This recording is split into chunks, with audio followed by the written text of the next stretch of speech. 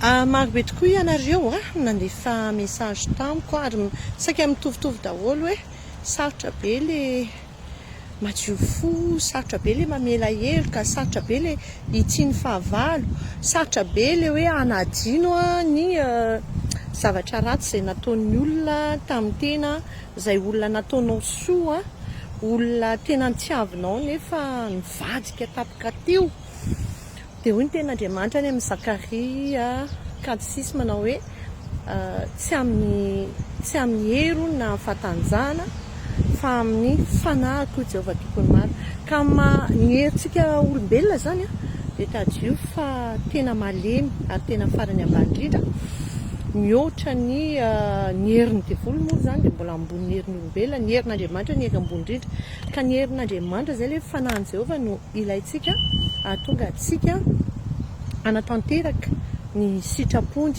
Araka ny sitrapony ny teneny moa zany dia hoe mila madio fo, mila mamela heloka, mila manetry tena, mila tia ny olona rehetrarehetra. Fa raha vao tsy haintsika izay dia mijaly be tsika dia maloto ny fontsika.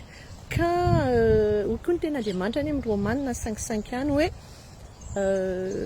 ny fanahy masina hozy izy izay nomeny antsika nampidininy ao anatin'ny fontsika mba ny fitiavan'Andriamanitra ahafahantsika mitian'Andriamanitra zany dia rehefa tian'Andriamanitra tsika dia tia ny olona rehetra. Zany hoe rehefa nandray an'i Jesosy Kristy tsika dia nasiana tomboka sy ny fanahy masina, dia fanahy masina no ahafahantsika manao ny sitrapon'Andriamanitra rehetrarehetra. Zay zany izay tarihan'ny fanandriamanitra no zanak'Andriamanitra. Zay le hoe tsy amin'ny herintsika maha olombelona na amin'ny fahalalantsika na amin'ny fahaizantsika voafetra daholo zany rehetra fa andaontsika hiankina tanteraka amin'ny herin'ny fanahy masina. Dia mangataka amin'ny fanahy masina zany ny ataontsika hoe fanahy masina ampianaro, fanahy masina atoroy, fanahy masina tario, inona ny tokony ataoko anatin'izao hoe situation. Indraindray latsaka ny ranomaso, zavatra iainako zany indraindray malahelo ianao, tesy ianao,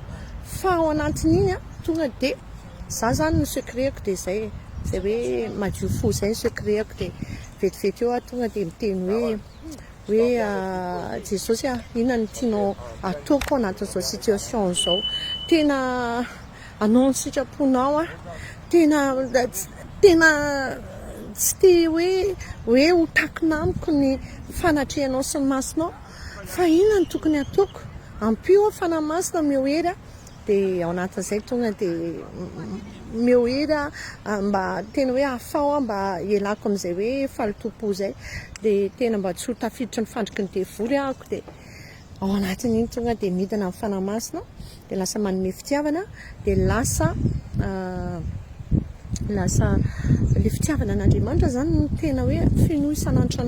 Andriamanitra ato anatiko ato mba te hanana fo takanao, hanana fitiavana takanao, hanana fomba fijery takanao, hanana fanetretena, hanana fatahorana an'Andriamanitra. Dia fanahy masina velantsika hiasa ao anatin'izay satria raha ny herintsika maha olombelona dia tsy vitantsika ilay izy.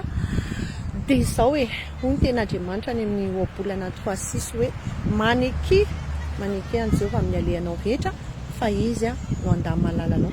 Aleo tsika ny an'Andriamanitra foana azavela hoe fitahan'ny devoly dia hoe hiala amin'ny sitrapony, fa izao andaontsika anaka azy dia izy no mandamahalala antsika, izy no mandamina ny zavatra rehetrarehetra na fisainantsika, izy no mandamina eo ampelantanany no avintsika rehetrarehetra. Dia mivavaka hoe mba ho mafiorina ny ilay fitiavanao an'Andriamanitra, ny fekinanao tanteraka amin'ny fanahy masina, anekenao amin'ny fanahy masina dia tarika anao anao ny sitrapon'Andriamanitra. Izy dia andefitra, anetry tena, anam-pitiavana, anao ny sitrapon'Andriamanitra. Zay ny antom-pisintsika tahiny Jesosy daholo.